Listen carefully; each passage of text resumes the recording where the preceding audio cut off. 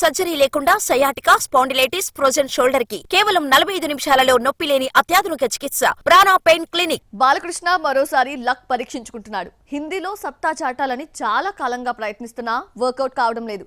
ఈ డ్రీమ్ ని డాకు మహారాజ్ తీరుస్తుందన్న ఆశతో ఉన్నాడు బాలయ్య. ఇంతకీ బాలయ్య ఫ్యాన్స్ కలను డాకు నెరవేరుస్తోందా? Have a look.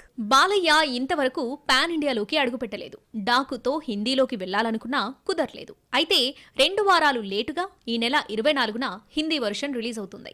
గతంలో అఖండను హిందీలోకి డబ్ చేసి వదిలినా డబ్బింగ్ సింక్ కాలేదు.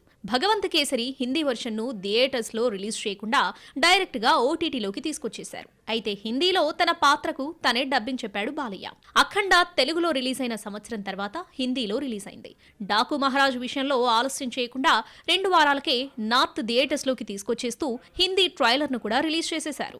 బాలయ్య మరోసారి డబ్బింగ్ చెప్పుకున్నాడు. తెలుగుతో పాటే హిందీలో కూడా ఒకేసారి రావాలన్న బాలయ్య కలను అఖండ 2 తీర్చనుంది. సినిమా మొదలైన రోజే పాన్ ఇండియా రిలీజ్ అవుతుందని ప్రకటించారు. బాలీవుడ్ లో అఖండ 2కు హైప్ రావాలంటే డాకు అక్కడ హిట్ కావాలి. డాకు కథ, క్యారెక్టర్స్ బాలీవుడ్ సక్సెస్ కు కలిసి రానున్నాయి. యానిమల్ తో క్రేజీ ఆర్టిస్ట్ అయిన బాబీ డియోల్ విలన్ గా నటించాడు.